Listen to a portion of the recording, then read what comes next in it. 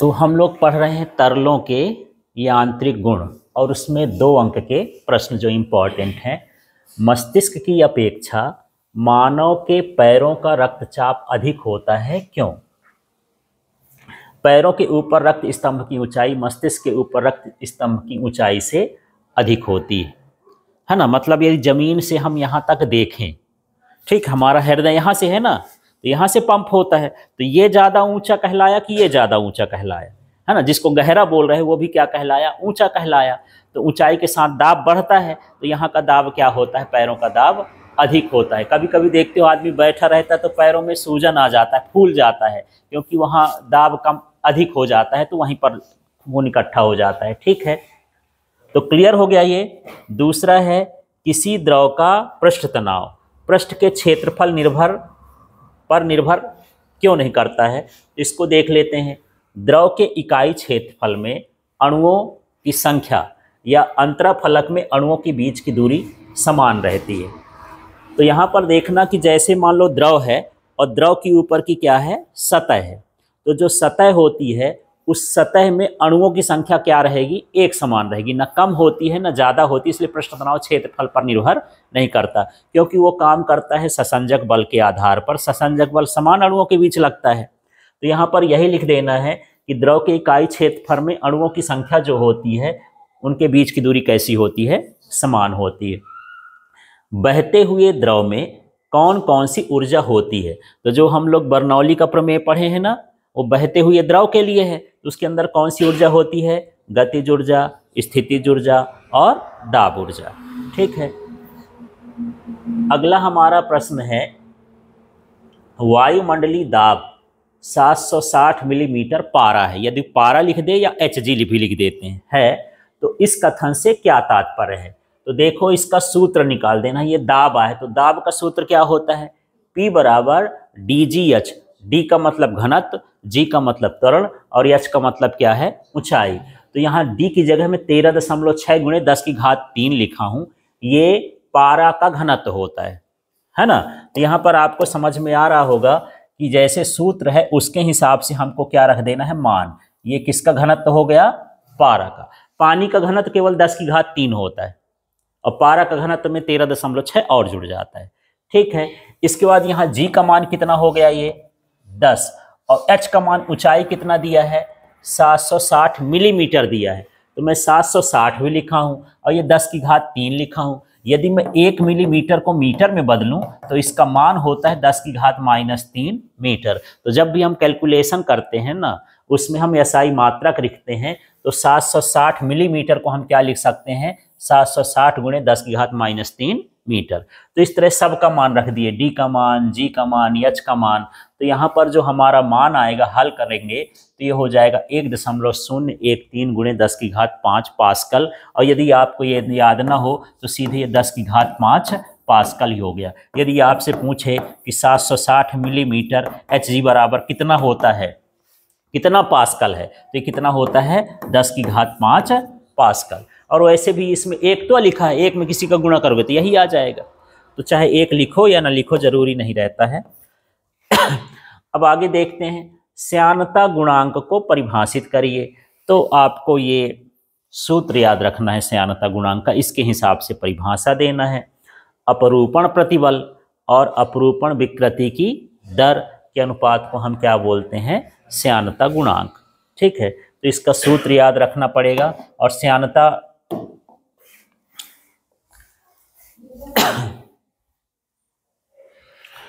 अब आगे देख लेते हैं। यहाँ पर किसी द्रव की पृष्ठीय ऊर्जा से क्या आशय है। पृष्ठ तो समझते हो, द्रव की एक सतह होती है, गैस की सतह नहीं होती, ठोस की भी सतह होती है। तो वो सतह की भी एक ऊर्जा रहती है। सतह अलग नहीं हो जाती, उसके साथ क्या होती है, जुड़ी होती है। तो यदि हम सतह को खींचना चाहें या दबाना चाहें तो हमको ऊर्जा लगेगी। अपने आप वो ना खींचेगा ना अपने आप वो क्या हो जाएगा, दबेगा। तो हम इसको वही कहेंगे कि किसी द्रव के पृष्ठ में एकांक वृद्धि करने पर, पृष्ठ के क्षेत्रफल में क्या कर दें, एकांक वृद्धि करने पर किए गए कार्य को हम क्या बोलते हैं, पृष्ठीय ऊर्जा। जैसे मान के चलो, यदि आप वैसे मेरे YouTube वीडियो में एक ठो पृष्ठ तनाव का एक्सपेरिमेंट का वीडियो पड़ा है, उसमें क्या है कि एक उसका घोल है, किसका, साबुन और पानी का, ठीक, उसके अंदर मैं ऐसे टेढ़ा मेढ़ा क्या करता हूँ, धागा डालता हूँ, टेढ़ा मेढ़ा। तो ये धागा कुछ देर में क्या हो जाता है, ऐसे तन जाता है, खिंच जाता है पृष्ठ तनाव की वजह से। तो जो ये तन गया तो इसके क्षेत्रफल में क्या हो गई, वृद्धि हो गई। तो इस क्षेत्रफल को बढ़ाने के लिए जो कार्य करना पड़ेगा तो वही क्या कहलाएगा, पृष्ठीय ऊर्जा। तो यही है, द्रव के पृष्ठ के क्षेत्रफल में एकांक वृद्धि करने में किया गया कार्य, उसको हम क्या बोलते हैं, पृष्ठीय ऊर्जा। और ये सूत्र है S = W/Δ A। यहाँ से भी लिख सकते हैं कि यही है, A का मतलब क्षेत्रफल, डेल्टा का मतलब वृद्धि। तो द्रव के पृष्ठ के क्षेत्रफल में वृद्धि करने में किया गया कार्य क्या कहलाएगा, पृष्ठीय ऊर्जा कहलाएगा। फिर ये 8वां है, केशिकीय उन्नयन किसे कहते हैं। तो क्या होता है, केश नली में द्रव का ऊपर चढ़ना ही क्या कहलाता है, केशिकीय उन्नयन। और मैं पहले बताया था, केश नली एक बाल जैसे नली होती है, और आप चाहो तो जब आपकी रिफिल खत्म हो जाती है ना, रिफिल को साफ कर दो तो वो भी क्या कहलाएगी, केश नली। अब केश नली को एक पानी में ऐसे करके डुबाओगे ना, तो इसमें पानी का लेवल थोड़ा ऊपर हो जाएगा, यहाँ तक भरा भरा पानी दिखेगा, इसको हम बोलेंगे केशिकीय उन्नयन। तो सीधे सीधे केश नली में पानी का चढ़ना क्या कहलाता है, केशिकीय उन्नयन। और वैसे भी मान लो ये कोट पहना हूँ, यदि मैं यहाँ पर इतना भर भिगाऊं थोड़ा सा, तो क्या इतने भीगेगा, ये कहाँ तक पहुँच जाएगा, ऊपर तक। क्यों पहुँच गया, क्योंकि ये जो धागा है किसका काम करता है, केश नली का। तो केश नली के कारण पानी क्या होता है, ऊपर चढ़ता है। तो इस तरह से हम इसको क्या बोलते हैं, केशिकीय उन्नयन। और इसके बहुत सारे उदाहरण भी पढ़े थे, जैसे पुराने जमाने में ना हम लोग जो है उजाला के लिए मिट्टी का तेल यूज करते थे, तो एक शीशी में मिट्टी का तेल भर देते थे, फिर यहाँ ढक्कन में छेद करते थे, फिर इसमें कपड़ा ऐसे डाल देते थे, फिर इसको जला देते थे, तो ये तेल यहाँ से चढ़ के यहाँ तक जाता था, है ना। इसको डिब्बी ना बोलते थे, क्या बोलते थे, है ना। तो यही चीज है कि यहाँ पर ये जो तेल का चढ़ना है या द्रव का चढ़ना है वही कहलाया उन्नयन। तो ये जो धागे होंगे वो किसका काम करेंगे, केश नली का, ठीक है। आगे देखते हैं, टोरिसेली निर्वात से क्या आशय है। तो यहाँ पर समझना, टोरिसेली जब हम वायु दाब मापी अभी थोड़ी देर में पढ़ेंगे, तो वायु दाब मापी बनाते समय हम क्या करते थे, एक टब में पारा लेते थे और एक नली में पारा लेते थे, और उस नली को उस टब में हम ऐसा उल्टा कर देते थे, ऐसा। समझ में आ रहा है क्या मैं बोल रहा हूँ। इसमें भी पारा भरा है, इसमें भी पारा भरा है, लेकिन हम इसमें क्या करेंगे, पहले भर के अंगूठा लगा के इसको अंदर वापस ऐसे कर देंगे, उल्टा कर देंगे, तो इस पारे का तल थोड़ा कहाँ आ जाएगा, नीचे। जब नीचे आ जाएगा तो यहाँ क्या बचेगा, हवा तो घुसी नहीं, कुछ नहीं बचा, वो क्या कहलाया, निर्वात। उसी को हम क्या बोलते हैं, टोरिसेली का निर्वात। तो यही वायु दाब मापी के नली में, ये वायु दाब मापी की क्या है, नली में निर्वात का क्षेत्र क्या कहलाएगा, टोरिसेली का निर्वात कहलाता है, ऐसा है, ठीक है। फिर 10वां देख लेते हैं यहाँ पर, संपर्क या स्पर्श कोण किसे कहते हैं। तो यही संपर्क बिंदु से द्रव की सतह पर खींची गई स्पर्श रेखा और द्रव के सतह के बीच का कोण। तो आपको ऐसे परिभाषा से तो समझ में आएगा नहीं, थोड़ा सा देख लेते हैं। जैसे मान के चलो, जब हम किसी बर्तन में द्रव को भरते हैं, ठीक है, या केश नली में ही द्रव को भर दो, तो कभी उसका जो ऊपर का तल होता है, कभी अवतल होता है, कभी उत्तल होता है और कभी समतल होता है। इस चित्र को मैं थोड़ा सा सकरा बना लूँ, केश नली जैसे बना लूँ, तब आपको समझ में आ जाएगा। जैसे मान लो एक केश नली में ये लिया, दूसरी केश नली ये लिया, तीसरी केश नली ये लिया। अब मैं किसी द्रव को भरता हूँ तो इसमें इस तरह का ये बना, ये अवतल कहलाया, ठीक है। किसी में उठ के बनता है, जैसे पारे के साथ ये बनता है, किसी में कैसा बनता है, ऐसे ही बनता है ना। तो इसको बोलते हैं मेनिस्कस। तो मेनिस्कस कभी क्या हुआ, अवतल, कभी क्या हुआ, उत्तल, और कभी क्या हुआ, समतल। अब हमको बताना है कि इसका स्पर्श कोण क्या है। तो स्पर्श कोण के लिए हम क्या करते हैं, यहां देखना, इसके सतह से हम स्पर्श रेखा खींच देंगे। सतह से हम क्या खींचेंगे, स्पर्श रेखा। तो यहां पर देख लेते हैं, ये हम यहां पर स्पर्श रेखा खींचे और ये सतह हो गई। इसी तरह से यहाँ भी स्पर्श रेखा खींचे और ये सतह हो गई। इसी तरह से यहाँ भी स्पर्श रेखा खींचे और ये सतह हो गई। ठीक है, तो यहाँ पर अब संपर्क कोण बात करते हैं कि संपर्क कोण है क्या। तो देखो, मेनिस्कस पर खींची गई स्पर्श रेखा और संपर्क सतह के बीच का कोण, संपर्क सतह वहां जहां से जुड़ा है। तो एक बार फिर से बोलो, क्या? मेनिस्कस पर, ये सब मैं मेनिस्कस पर खींचा हूं ना, मेनिस्कस पर खींची गई स्पर्श रेखा और इसका नाम क्या है? संपर्क सतह के बीच बना कोण क्या कहलाता है? स्पर्श कोण। यदि स्पर्श कोण का मान 90 से कम है तो जो मेनिस्कस होगा वो कैसा होगा? अवतल। इसका मान 90 से अधिक है तो मेनिस्कस क्या होगा? उत्तल। और यदि 90 ही हो तो वो क्या हो जाएगा? समतल। ठीक है, इस तरह से मेनिस्कस होता है। तो संपर्क कोण जब आपको आए तो इस तरह से चित्र बना के आप उसको बना सकते हैं। इसके बाद यहाँ पर देखते हैं तरल दाब किसे कहते हैं, इसका बीमी सूत्र लिखिए एवं मात्रक लिखिए। तो यहाँ पर ये सूत्र लिखा है, सूत्र से ही परिभाषा बनाना है ना। तो यही है, एकांक क्षेत्रफल पर लगने वाले बल को हम क्या कहते हैं? दाब। किसी तरल द्वारा, ऐसे बोल सकते हो, किसी तरल द्वारा एकांक क्षेत्रफल पर लगने वाले बल को तरल दाब कहते हैं। ठीक है, तो यहाँ पर बल भी बोल सकते हैं, जैसे यहाँ शब्द क्या लिखा है? प्रतिघात। तो प्रतिघात भी बोलते हैं और उसी को हम क्या बोल सकते हैं? बल भी बोल सकते हैं। जो भी आपको सरल लगे सूत्र के हिसाब से ऐसा लिख देना। तो परिभाषा बन जाएगी क्या? तरल द्वारा एकांक क्षेत्रफल पर लगने वाले बल को क्या कहते हैं? दाब।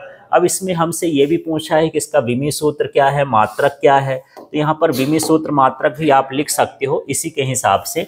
तो मात्रक क्या होना चाहिए? हाँ, तो ये हो जाएगा न्यूटन बल का और क्षेत्रफल का क्या हो गया? Metre square. फिर इसका विमी सूत्र निकालेंगे तो ये क्या हो जाएगा? ml2 - 2 और इसका क्या हो जाएगा? L2।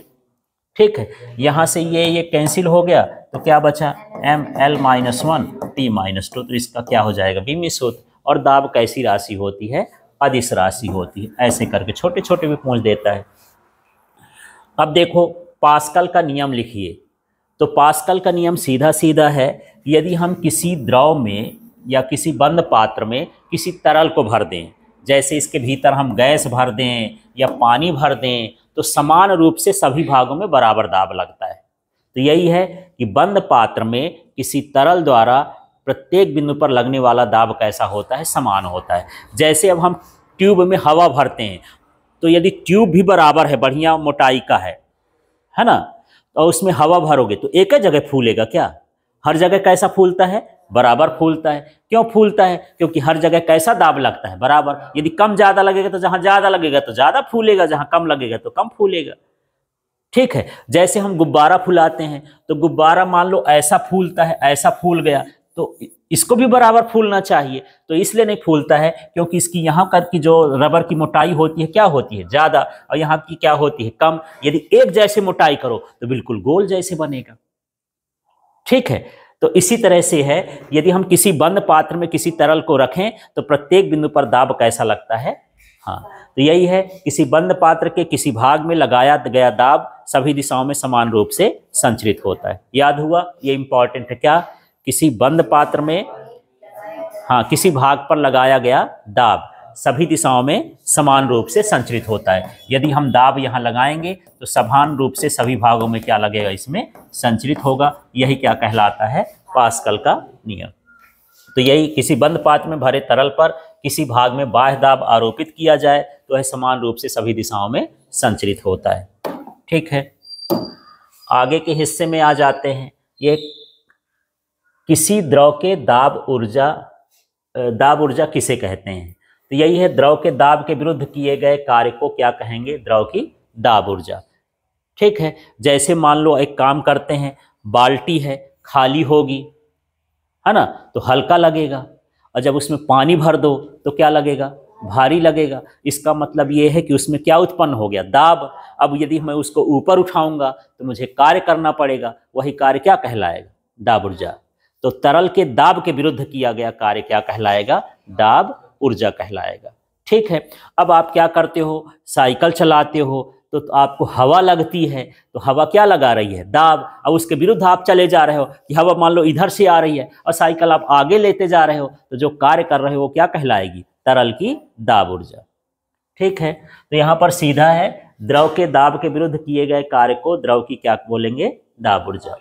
अब यहाँ पर 14वां प्रश्न देखते हैं। कांच के स्वच्छ समतल पृष्ठ पर जल फैलने का प्रयास करता है, जबकि पारा उसी पृष्ठ पर बूंदें बनाने का प्रयास करता है।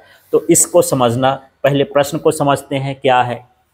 मान लो ये कांच की एक पृष्ठ है, सतह है, इसमें यदि हम पानी की बूंद डालें तो पानी इस तरह से फैल जाता है। ठीक है, अब यदि मैं पारा की बूंद डालूं तो पारा इस तरह से हो जाता है ना। पारा गोलाकार होता है और ये चपटा हो जाता है। क्यों होता है इसका हम चाहिए, तो यदि बहुत शार्ट में लिखना हो तो ये लिख सकते हो कि इसका पृष्ठ तनाव क्या होता है? अधिक होता है, और इसका पृष्ठ तनाव क्या होता है? कम होता है। दूसरा देखो, यहाँ पर देखो, जब पानी पानी के बीच लगता है तो उसको हम कौन सा बल बोलते हैं? ससंजक बल। और जब मान लो पानी, ये मैं किसके बात बोला? पानी प्लस क्या हो गया? पानी, इनके बीच लगने वाला, समान अणुओं के बीच लगने वाला बल क्या कहलाएगा? ससंजक बल। इसमें भी जो है पारा और प्लस पारा के बीच का क्या लगेगा? यहाँ ससंजक बल। अब असंजक बल की बात कर लेते हैं। इसमें ये हो गया पारा और साथ में क्या हो गया? कांच, ये दो संपर्क में है ना, तो इनके बीच क्या लगेगा? असंजक बल। यहाँ भी देख लेते हैं, ये है कांच और वो है पारा, तो कांच वो सॉरी पानी, कांच और पानी के बीच जो बल लगेगा वो क्या कहलाएगा? संजक। तो अब मुझे बताओ, ससंजक बल उसको सिकोड़ने की कोशिश करता है, और ये जो है असंजक बल उसको क्या करेगा? फैलाने का। ये कांच आकर्षित करेगा, तो इसमें किसका मान कम है, किसका मान ज्यादा है? ये बताओ, ससंजक का कि इसका? असंजक का। ये फैल गया, माने कांच से इसको प्रेम है ना, कांच की तरफ जा रहा है, तो कौन सा बल अधिक हो गया? असंजक बल क्या है? अधिक, और इसमें ससंजक बल क्या है? कम। इसमें देखो, ससंजक बल क्या है? अधिक, अपने अणुओं को भागने ही नहीं देता, तो ससंजक बल अधिक हो गया, असंजक बल क्या हो गया? कम हो गया। तो आप इसको दो तरह से बता सकते हो। दोनों आंसर फिर से सुनो। यदि यहाँ पर देखेंगे कि ये जो पानी है ये चपटा हो गया, फैल गया, क्योंकि इसका पृष्ठ तनाव कम है। इसमें बोलोगे तो इसका पृष्ठ तनाव क्या है? अधिक है। दूसरे तरह का आंसर ससंजक और असंजक में देना है तो ऐसा दे सकते हो कि यहाँ पर पानी पानी के बीच लगने वाला ससंजक बल कांच और पानी के बीच लगने वाले असंजक बल से कम होता है। ठीक है, और इसको बोलोगे तो यहाँ पर पारा और पारा के बीच लगने वाला ससंजक बल पारा और कांच के बीच लगने वाले असंजक बल से अधिक होता है। ठीक, तो इस तरह से ससंजक और असंजक के बारे में लिख सकते हो। अब यहाँ पर यही है। अगला देखते हैं, द्रवों के अविरतता का सिद्धांत या सांतत्य समीकरण लिखिए। तो यहाँ पर देख लेते हैं, ये सूत्र है, इस सूत्र से परिभाषा दे सकते हैं।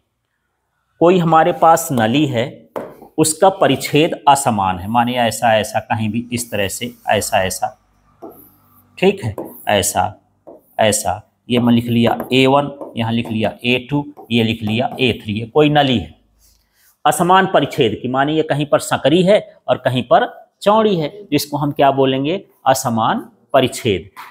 तो इसमें जो द्रव बहेगा, इसके भीतर क्या बहेगा? द्रव, तो उसके क्षेत्रफल और वेग के गुणनफल के क्या होता है? माने इसका नियत मान होता है।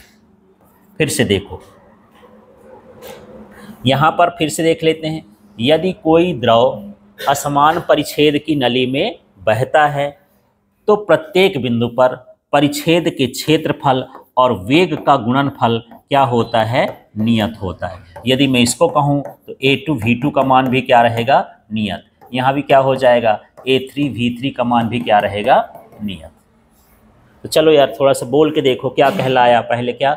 यदि कोई आदर्श द्रव असमान परिच्छेद की नली में बहता है तो प्रत्येक बिंदु पर फिर ये परिच्छेद के क्षेत्रफल और द्रव के वेग का गुणनफल नियत होता है। यही सांतत्य समीकरण है। अब ये सूत्र से भी यहाँ पर हम कर सकते हैं, है ना। ये है परिच्छेद का क्षेत्रफल और ये है द्रव का वेग और ये क्या लिखा है? नियत।